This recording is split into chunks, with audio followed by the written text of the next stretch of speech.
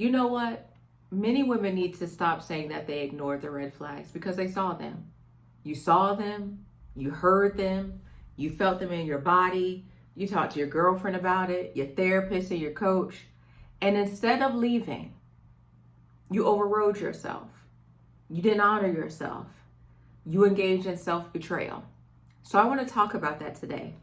If you're new here, welcome to Heal the New Sexy. We're discussing all things healing, self-love, and relationships. My name is Samithia. I am a licensed therapist and coach. And I want to talk about you didn't ignore the red flags. You overrode yourself because many of us, right? Many of us not overlooked. We saw the red flags, but we overrode ourselves. Many of us saw things, heard things, experienced things with men that we dated in the past or that we married, and we decided to move forward. And I want to explore that in this video today. This video is especially for women who have told themselves, I just missed the signs, but you keep engaging in the same dating cycle. You keep dating the same man with a different face. I want to talk about that. I want you to understand how you betrayed your knowing. Many of us, let me say it like this. Many of us, when you've overrode yourself, you didn't just override yourself. This is not the first time you've done it. You may have even been taught not to trust yourself. There may have been something that happened in your childhood or in your young adulthood as a young lady, and you overrode yourself. You were taught. There are some people that are very manipulative, and they can talk you out of how you feel about a situation and the things that you see. And that may have happened in this situation, in this relationship or marriage, right?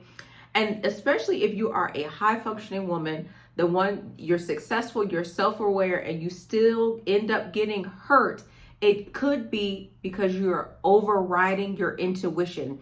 You see things, hear things, feel things, sense things, and you discount what you experience in order to have a relationship. And we have to figure out why being in relationship is more important than you being safe and honoring yourself. Because there could be some beliefs there. You may have some limiting beliefs. You may still be married, but you may have some limiting beliefs as it relates to relationships and the availability of healthy men that want to love you, cherish you, honor you the way that you desire and deserve. Okay? So my first point is that you knew based off of his behavior, he was inconsistent. You knew when his words didn't match his actions. And over here, we believe a man's behavior over what he says.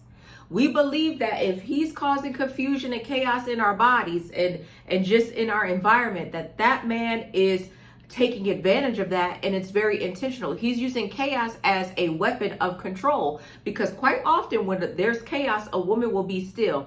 Women need clarity, and you, sweet baby, you need to always seek clarity in your relationships. But you saw the confusion. You saw how he was dating you, said he was done with the other woman, but he was dating her too. You showed up at his house with a key. I just saw this on, what's that thing? Tonight's Conversation. Man gave a woman a key. She showed up to his house, used the key. He wouldn't let her in. And they said, "Are you still with him?" And she said yes. Okay? You knew when you started feeling anxious, confused, or emotionally off balance. You knew when your body started rejecting him. That wasn't you being too sensitive. That was your intuition doing its job. That was the knowing that we as women really need to embrace, that when something's off, it's off. I know some women, and I've told women this that I've coached, they'll be like, "Smithy, I just don't know. No, stop looking for the evidence. When your body or your mind tells you that this man isn't being honorable towards you, leave it. Don't allow that man to crush your heart in order for you to go and separate. You got a decision. Either you break your own heart or you stay with him and you wait for him to break your heart. But one thing about it, two things for sure. We all have our nervous system, right? Your nervous system. Your fight, flight, or freeze. Your fight, flight, or freeze was developed in order for you to identify threat.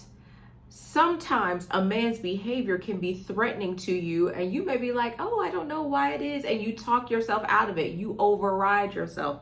No more of that. You see him texting on his phone, then he put his phone face down. You're like, he's never done that before. Maybe it's not intentional. It's very intentional. He's hiding who he's texting. You see him, he gets up and go, hey, how you doing? And he talks and he goes outside the room. He's never done that before. So come back, baby, who's that? Oh, that was just somebody who I'm doing business with. But he's had all his other business conversations with you. His patterns change. He used to get off from work early and come straight to you and spend time with you, but now he's going home. You overrode yourself. You saw it. You saw money move from one account to another. Or you saw a phone number that kept showing up. And you're like, who is this? And instead of trusting what you see, what you hear, maybe his tone has changed. Maybe he doesn't call you pet names anymore. Maybe he's not texting you anymore and saying, good morning, beautiful. He's not saying sweet nothings.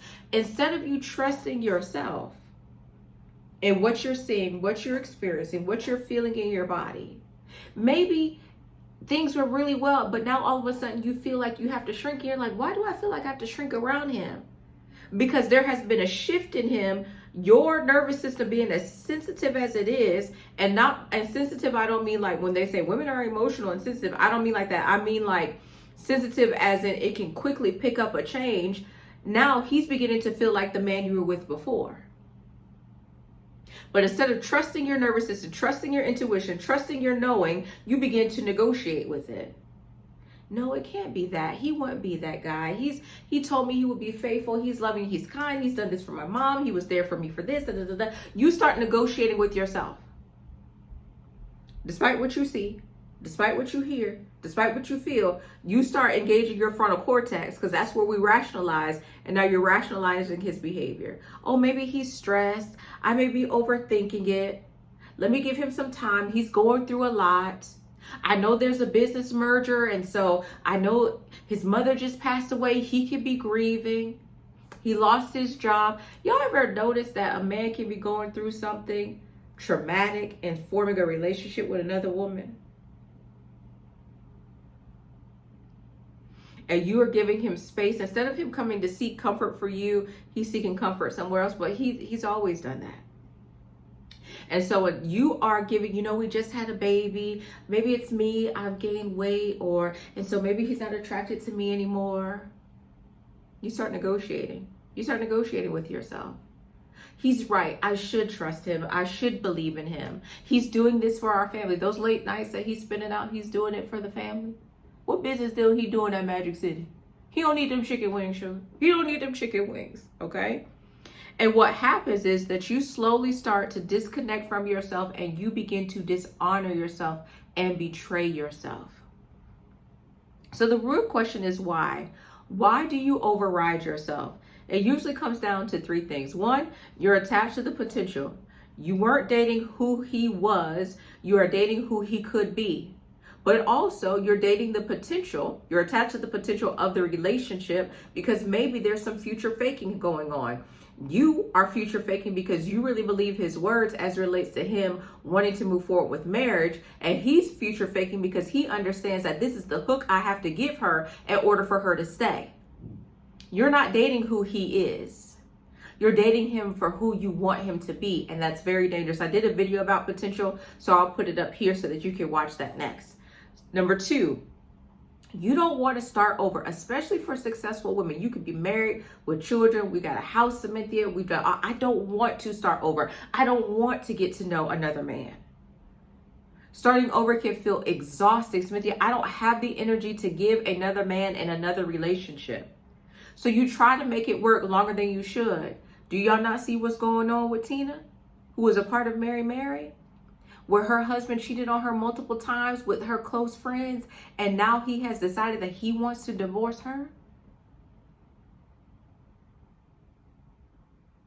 Third reason, you were used to self-abandonment. Not only were you used to self-abandonment, you may have witnessed and may have been trained to abandon yourself in the relationship. This is a deeper one. Many women are taught and shaped to give, and over-sacrifice in their romantic relationships. Why? Patriarchy, misogyny. Women are just seen in an unhealthy way for the emotional and physical labor. I know young women who I've worked with, and they're taught, my grandma told me, you got to fight for your marriage. You got to fight for your relationship. So even though he may be over there, you still got to fight. And my question is, what are we fighting for when a man has decided he no longer wants to be with us? What are we fighting for when a man has decided he wants to disrespect us? What are we fighting for when a man has decided that he wants to mistreat us? Did you not see the woman whose husband cheated on her and exposed her to cervical cancer? What are we fighting for? Somewhere along the way, you have learned to disconnect from your needs to keep the peace, to be chosen, or to feel loved. But I need you to understand that the sacrifice that you are making in order to have a man, that ultimately is going to starve you. You are losing yourself in order to maintain a relationship, and that's what it should never be. You should never sacrifice yourself in order to have a relationship. But many of us were taught not to center ourselves in our relationship, not to center our needs, but we were taught to center everyone else. So we center that man, what he wants, what he needs. That becomes a priority. And even when he doesn't pour into us as we need to be poured into, we would rather take the scraps than sit with. This is not a healthy space and place for me. This man is not taking care of me. And anything that you misuse, like, so for this is my phone, right? If I put my phone in water, I can't expect this thing to keep functioning. Why is it that you allow him to misuse you, but you still overfunction?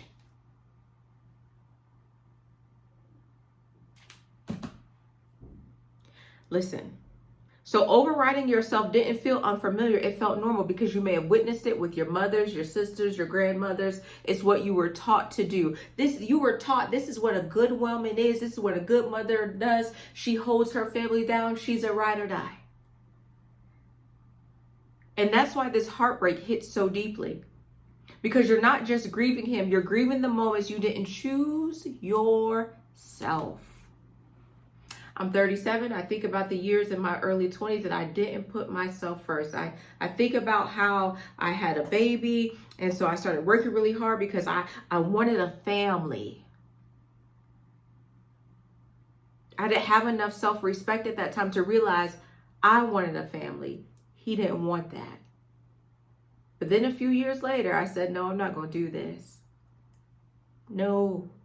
I can't keep living like this. I can't keep feeling like I'm dying on the inside. And let me be honest. Can I be honest with you, ladies?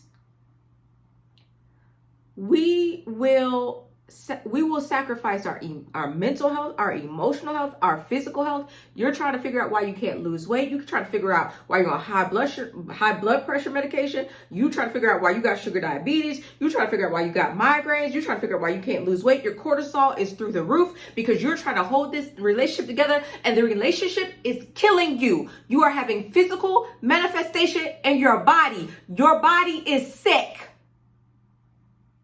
Your heart is broken. Your body is sick. And you're trying to hold it together. My question is, why?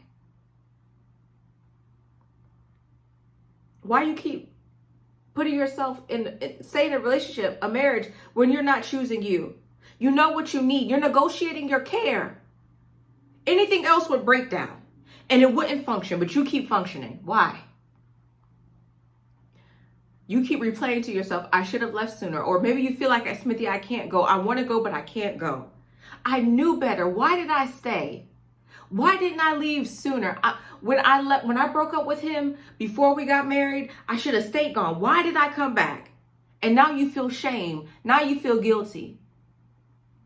Now you feel like, Smithy, I don't have a way out. But let me tell you something. You didn't stay just because you were weak. You're not weak. You stayed because a part of you still needs healing.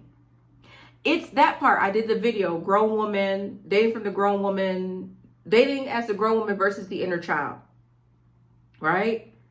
And that's the part of many of us that still needs healing. That little girl on the inside, that little girl that wants to be loved, that wants to be adored, that little girl that believes the promises of this man. Because guess what? Maybe your daddy was the first man to break your heart.